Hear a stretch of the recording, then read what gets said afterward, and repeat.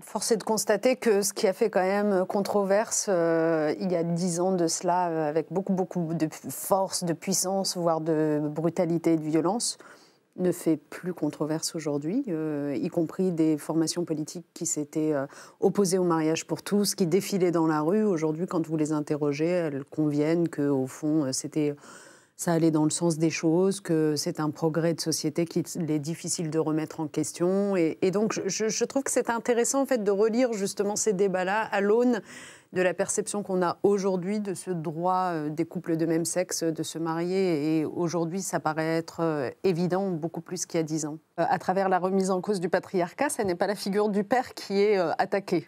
Bon, c'est un exemple type, c'est comme vous venez de le dire, c'est l'abus, c'est la surdomination, c'est une structuration sociale et sociétale qui nous pose problème.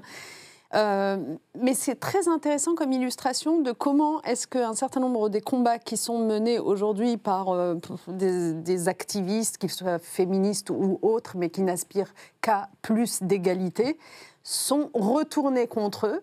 Comme par exemple aujourd'hui, les combats d'un certain nombre d'antiracistes sont retournés contre eux. On finit par les appeler eux-mêmes des racistes parce qu'ils utiliseraient le terme de race, par exemple. Mais sauf qu'à un moment donné, il faut bien qualifier les choses pour pouvoir, si vous voulez, combattre ce qui ne va pas, les dysfonctionnements. Donc, pour faire le lien avec ce qui se passe aux États-Unis, moi je trouve ça fascinant que depuis des années maintenant, on nous bassine, en effet, en utilisant ce terme de wokisme, avec le fait que, on qualifie ça d'ultra-gauche généralement, l'ultra-gauche wokiste voudrait par exemple faire de la cancellation, c'est-à-dire de l'annulation à tout bout de champ de tel ou tel personnage historique, etc. Et puis, quand Donald Trump, pour le coup, prend le pouvoir aux États-Unis, justement en ayant attaqué ainsi ceux qu'il qualifiait de wokistes. Quelles sont ses premières mesures? C'est de la cancellation, c'est de l'annulation. Lorsqu'il interdit des recherches à l'université ou dans les laboratoires de recherche, lorsqu'il fait sortir des livres des bibliothèques ou des écoles, est-ce que quelqu'un relève autant qu'il faudrait le relever que parmi tous les livres qui ont été sortis des bibliothèques, il y a y compris Anne Frank? Vous voyez, donc il y a un moment où, mais c'est absolument insupportable, la vraie annulation, elle nous vient de la droite extrême, elle nous vient en l'occurrence aujourd'hui de Trump et de tous ceux qui sont ses affidés. Et donc l'accusation en wokisme, moi je ne l'ai jamais beaucoup supportée dans l'absolu, parce que je trouve que en fait être woke, ça veut dire être éveillé à un ensemble de dysfonctionnements, qu'ils soient sexistes, qu'ils soient racistes, qu'ils soient antisémites, qu'ils soient xénophobes, tout ce que vous voulez. C'est normal d'être éveillé à ces dysfonctionnements structurels et de chercher à les combattre.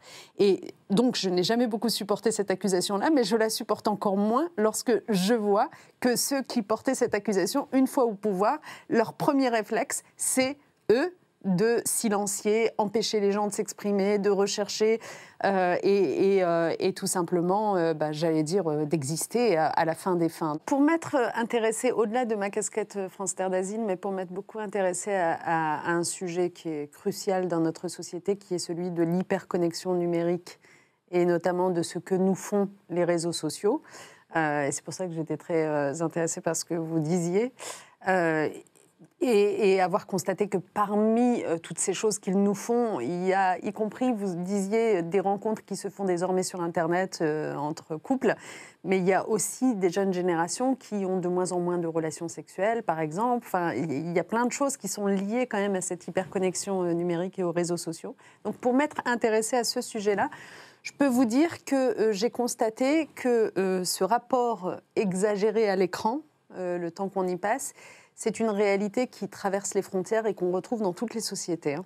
Et je préférerais vous dire le contraire, parce que d'une certaine façon, déjà que c'est triste de voir ce temps qu'on passe sur les écrans quand on appartient à des sociétés plutôt prospères comme la nôtre, c'est encore plus triste, évidemment, de voir des sociétés pauvres, des enfants pauvres dans des continents très, très démunis, passer autant de temps à scroller sur les écrans. Eh bien, c'est la réalité. Ils passent énormément de temps à scroller sur les écrans.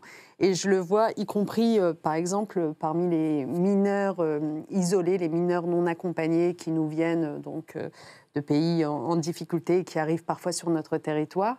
J'arrive tout de suite à faire la différence entre un mineur... Généralement, ces jeunes gens sont ceux qui m'impressionnent le plus, je dois le dire, à titre personnel. Ils sont d'un courage, ils sont d'un volontarisme, ils ont un objectif précis et donc du coup, ils sont prêts à travailler tout de suite.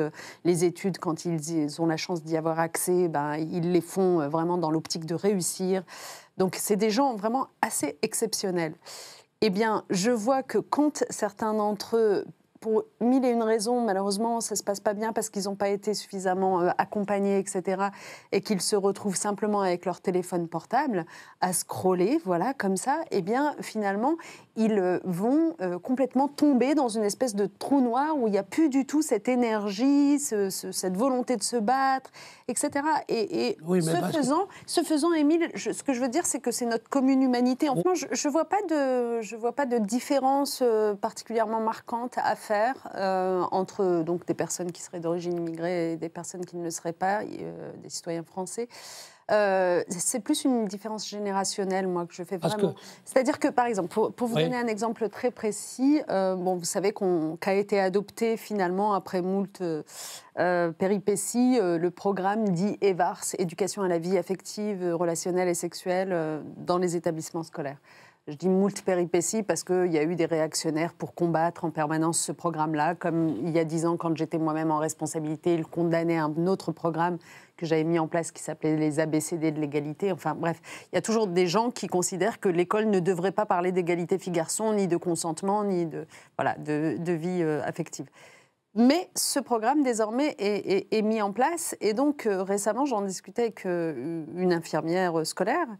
Elle me redisait à quel point ce à quoi les jeunes générations sont confrontées sur les écrans aujourd'hui en termes d'imaginaire et d'imagerie est extrêmement problématique, y compris dans leur construction, justement, de leur rapport sexuel, etc. Elle me disait, par exemple, qu'elle avait eu dans son bureau récemment un jeune homme qui venait la voir pour lui dire « Écoutez, je suis embêtée parce que, voilà, je suis en couple depuis quelques années déjà, avec ma compagne, on s'entend très bien et tout ça, mais par contre, elle voudrait qu'on ait une relation sexuelle et moi, je veux pas. Pourquoi vous voulez pas ? Et parce que, en fait, de ce que j'ai vu des relations sexuelles, en fait, son univers n'était constitué que de ces images pornographiques. C'est de la violence, c'est de la brutalité. Je ne veux pas lui faire subir ça. Et c'était intéressant comme témoignage parce qu'on entend souvent la voix des filles, en quelque sorte, et on entend plus rarement la voix des garçons sur ces sujets-là. Et voilà, en fait, on les fait grandir sur ces questions-là dans des univers qui sont troubles, qui sont confus et qui finissent par les éloigner complètement de ce rapport charnel. Moi, je suis évidemment favorable à un programme éducatif. Je pense que, en fait, il faut toujours partir du principe que l'école, pour les jeunes générations, est le seul endroit safe, en quelque sorte, complètement sain, dans lequel on puisse aborder un certain nombre de sujets. Alors évidemment, il faut former les enseignants ou les intervenants pour le faire, mais le fait est qu'un grand nombre d'enfants, on estime quand même à 2 enfants par classe en moyenne, subissent des violences intrafamiliales. Et parmi ces violences intrafamiliales, il y a des violences sexuelles. Tout à l'heure, je crois que c'était Boris Cyrulnik qui parlait de l'inceste, dont on parle de plus en plus. Donc non, on ne peut pas simplement compter sur la cellule familiale pour éduquer, pour informer, pour sensibiliser les enfants sur tous ces sujets-là, et notamment le consentement. Et donc, oui, l'école a un rôle absolument majeur à jouer et ça n'est pas, comme le disent les détracteurs de ce type de programme, inciter les enfants à pratiquer des activités sexuelles ou que sais-je. C'est simplement leur apprendre d'abord la dignité, le respect de soi-même, de son propre corps, le fait qu'il y a des choses qui ne se font pas. Donc, en fait, c'est des mécanismes de protection. Ce qui est certain, c'est que l'intérêt d'avoir des écoles mixtes, comme nous l'avons en France, c'est que le message qui est passé, par exemple, sur le consentement, la dignité, le respect de son propre corps, etc., la non-hiérarchie entre les sexes, est passé en même temps aux filles et aux garçons. En fait, on ne s'en sortira jamais de cette affaire si on ne passe que le message aux filles de voyons, protégez-vous, ne dites pas oui à tout bout de champ, etc. Vous avez le droit de dire non jusqu'au bout. il y a un moment où il faut aussi passer le message aux garçons de entendez ce qui vous est dit, ne dépassez pas telle ou telle limite, etc. Donc il faut, et encore une fois, il n'y a qu'à l'école qu'on a ce moyen de s'adresser à des groupes qui sont mixtes, qui sont de toute catégorie sociale, qui pour certains vivent dans des univers familiaux extrêmement confortables et protecteurs, et d'autres malheureusement c'est pas le cas. Donc je trouve au contraire que c'est un sujet vraiment d'intérêt fondamental, et pour le coup, pour une fois, je suis d'accord avec ce qui était dit par Gabriel Attal, qui ne devrait pas opposer les familles politiques les unes aux autres. Franchement, c'est de nos enfants qu'on parle. J'ai souvent remarqué, comme femme politique, comme responsable politique, que dès que les pouvoirs publics cherchent à agir sur quelque chose qui relève du domestique, du foyer, de l'intimité, c'est très mal vécu par un certain nombre de gens qui disent « mais pourquoi vous vous immiscez dans mon organisation familiale, personnelle ?» J'en ai fait l'expérience, par exemple, quand j'ai voulu, et je l'ai fait, réformer le congé parental pour qu'il soit mieux partagé entre les femmes et les hommes, parce que je trouvais que c'était utile à la fois pour faire des hommes des pères, pour le coup, mais aussi pour permettre aux femmes d'être autre chose que des mères et d'être dans la vie active et sur le marché du travail sans être lésées. Donc, j'ai bien vu à ce moment-là que j'avais des résistances, notamment sur le mode, mais c'est notre organisation, si nous, ça nous va comme ça, etc. Donc, je conçois qu'il faut que les pouvoirs publics fassent attention à ne pas donner l'impression de cette ingérence dans l'intimité. Ça ne veut pas dire qu'il faut y renoncer, parce que parfois, quand même, comme le disaient les féministes des années 70, le privé est politique en matière d'égalité femmes-hommes. Les inégalités que l'on constate dans le champ de la vie sociale, sur le marché du travail, trouvent leurs racines dans ce qui se passe dans le champ domestique, dans le foyer, dans la répartition des responsabilités envers les enfants, etc. Donc le privé est politique. Si on veut avancer sur l'égalité femmes-hommes, et il faut le faire, car comme Boris Cyrulnik vient de le dire, il n'y a que depuis quelques générations que les femmes sont des personnes. C'était très juste comme formule. Donc en réalité, on a encore beaucoup de travail à faire pour avancer sur ce champ-là. On doit aller chercher ce qui se passe dans le privé. Mais là où je vous dis que c'est une question très intéressante, il faut le faire avec doigté. Pour que les pouvoirs publics puissent le faire avec doigté, ils ne doivent pas être seuls. L'État ne doit pas être seul. Il faut qu'il y ait une bataille culturelle qui se mène. Il faut que dans le cinéma, dans l'éducation, etc., il y ait d'autres modèles alternatifs désirables qui émergent et qui fassent que les gens aient envie, eux aussi, d'adhérer, en effet, à un couple où on se répartit mieux les responsabilités domestiques et familiales, etc., et pas simplement que ce soit une norme venue de l'État. Voilà ce que je veux dire, et c'est ainsi, il me semble, si on fait ce travail-là collectif avec différents émetteurs et différents acteurs, qu'on évitera de tomber dans un autre extrême qui est prôné par certains, qui est la transparence absolue de ce qui se passe dans le foyer. Et moi, je ne suis pas pour cette transparence et cette fin de l'intimité, que je trouve extrêmement dangereuse aussi.